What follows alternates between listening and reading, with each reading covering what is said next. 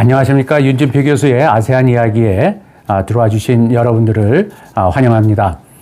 저는 지난번에 아세안을 얘기를 하면서 중국과 미국 간의 경쟁 속에서 아세안은 이러한 경쟁을 어떻게 인식하고 있는가를 가지고 지난번에 한번 말씀을 드렸습니다. 오늘 드리고 싶은 말씀은 미국과 중국 간의 경쟁이 과연 어떠한 형태로 전개되는가. 그래서 미국과 중국에 초점을 맞춰서 좀 얘기를 풀어보고자 합니다. 결론적으로 얘기를 하면은 중국 같은 경우에는 1대1로 구상이라고 하는 것에서 그들의 세계 전략을 펴고 있고요. 미국과 같은 경우라면 이에 맞서서 소위 아시아 태평양 전략이라는 거 하는 것을 만들어서 대응을 하고 있습니다. 이것이 미국과 중국 간의 경쟁 구도의 핵심적인 개념이라고 보시면 되겠습니다. 먼저 중국의 1대1로 구상에 대해서 좀 말씀을 드리죠. 미국과 중국 간의 이러한 전략 경쟁을 유발시킨 하나의 핵심적인 출발점이라고 하면은 중국의 1대1로 구상을 말하지 않을 수가 없습니다. 1대1로라고 하는 것은 2012년도에 지금 현재 국가주석인 시진핑이 취임을 했죠.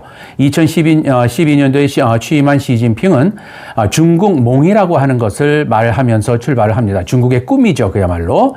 이것을 가지고 중국몽을 실현하기 위한 구체적인 전략으로서 2013년도에 1대라고 하는 것을 발표를 하고 또 가을이 되면 1로라고 하는 것을 발표를 시작을 합니다. 1대라고 하는 것은 이제 원 벨트, 하나의 벨트, 1로라고 하는 것은 원 로드죠. 그래서 영어로 하게 되면 이걸 합쳐서 1대1로 해서 원 벨트, 원 로드 이니셔티브 구상. 그래서 이거를 줄여서 BRI 이렇게 표현도 하는데요. 자, 이러한 1대1로라고 하는 이 구상이 나타나기 구체적으로 성명적으로 나타나기 시작을 하는 것은 2015년도에 이렇게 나옵니다. 실크로드 경제 벨트와 21세기 해상 실크로드 공동 건설 추진의 비전과 행동이라고 하는 이러한 긴 공식적인 명칭을 갖는 이름으로서 발표가 되는데요. 자, 1대1로 그러면 구상은 뭐냐라고 하는 것입니다. 자, 1대라고 하는 건데요. 중국 중서부 지역이죠. 중국 중서부 지역, 육로입니다. 중서부 지역 개발을 통해서 중앙아시아를 거쳐서 이것이 유럽까지 이어지는, 즉 유럽까지 포함되는 과거 불렀던 소위 실크로드죠. 실크로드의 현대적 재부상이라고 보시면 됩니다. 이런 실크로드 경제벨트. 이것이 이제 원벨트고요. 그 다음에 로드라고 하는 것이 바로 이게 중국 남부 지역을 중심으로 출발을 했어요. 이게 바로 해로입니다. 그러니까 바닷길을 통해서 해로를 개발함으로써 이 해로라고 하면은 자연스럽게 제가 얘기 드리고 싶은 동남아시아, 그 다음에 이어서 인도양을 거쳐서 중동과 아프리카까지 이어지는 또 진출하는 21세기 해상 실크 로드를 얘기를 합니다. 이 두 가지 합친 것, 즉 실크 로드 경제벨트와 플러스 해상 실크 로드를 합친 개념이 바로 시진핑의 1대1로 구상이라고 보시면 되고요. 이건 결국 중국으로부터 출발을 해서 육로로 유럽까지, 그 다음에 중국에서부터 시작을 해서 해로로 해서 동남아와 인도양과 아랍과 이어지면 또 이것도 유럽으로 연결이 되겠죠. 이러한 소위 해상 실크 로드까지 합쳐지는 중국의 신세계 전략이라고 보면 됩니다. 즉 경제 발전이라고 하는 것을 바탕으로 깔고 가는 새로운 중국의 신세계 전략이다.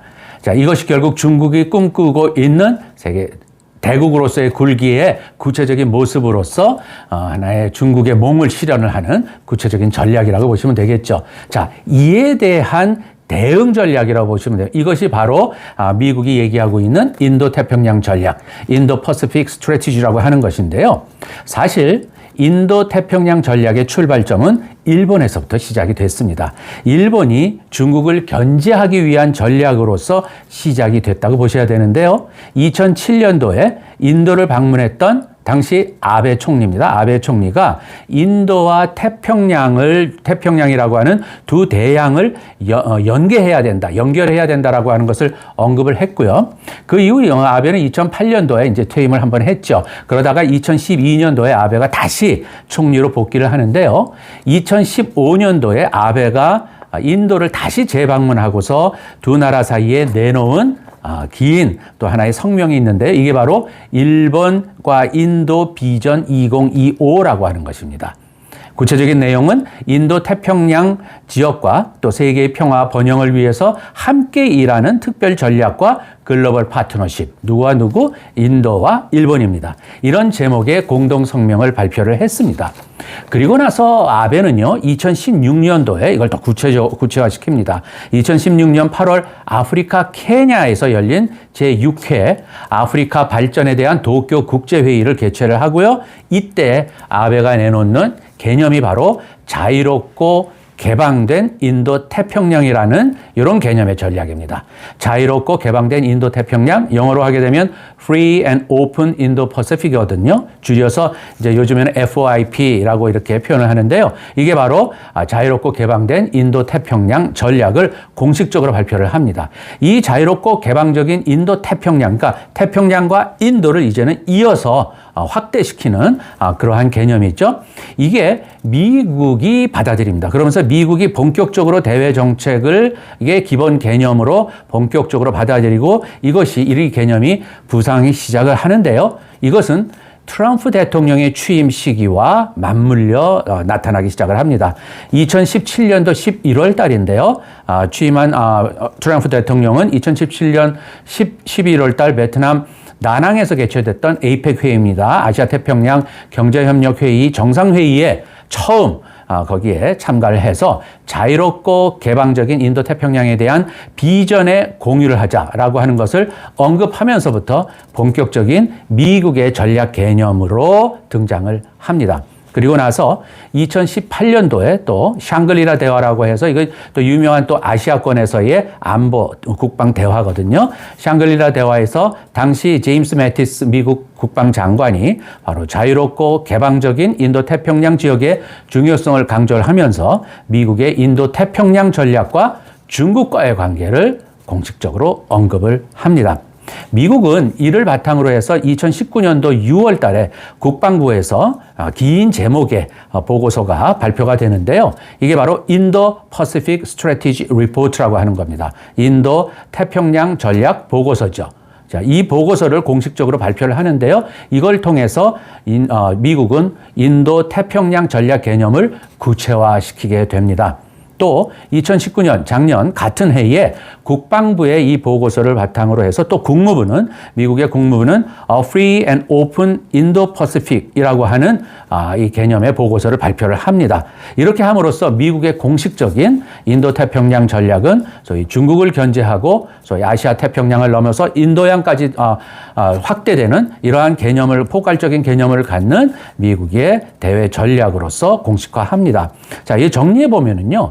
인도태평양 전략의 기원은 아베 총리의 아이디어에서부터 시작되고 이걸 인도가 동의를 했고요. 또 인도가 참여를 하기 시작을 했고요.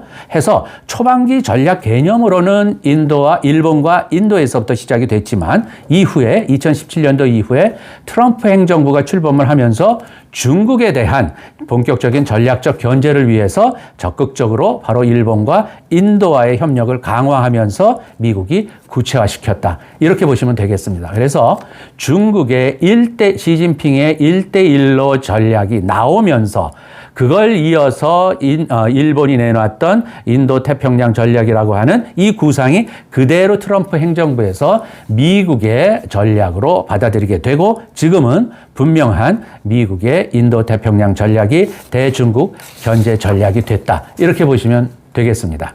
자, 여기서 한 가지 추가로 미국의 인도태평양 전략과 이어서 우리가 꼭 봐야 되는 또 중요한 회의체가 하나 있는데요. 쿼드라고 하는 거. 아마 쿼드라고 하는 것을 몇 번 요즘에 많이 들어보셨을 거예요. QUAD라고 하는 약자로 쓰이는데요. 영어로 이거는 Quadrilateral Security Dialogue의 약자입니다. 그래서 사자 안보 대화죠. 사실은. 그래서 이걸 약자로 QUAD 사자 안보 대화인데요. 이 사자 안보 대화는요. 미국과 일본과 호주와 인도 4개국 안보 관련 외교장관 회의체입니다. 근데 이거의 출발점은요, 2007년도에 남아시아, 그러니까 인도가 있는 남아시아에서 대지진이 발생을 하고 이것을 구호 지원하기 위한 논의를 하기 위해서 시작된 것이 바로 QUAD 개국이거든요. 여기 이제 일본, 호주, 인도, 미국 이렇게 4개국이 시작을 했는데요.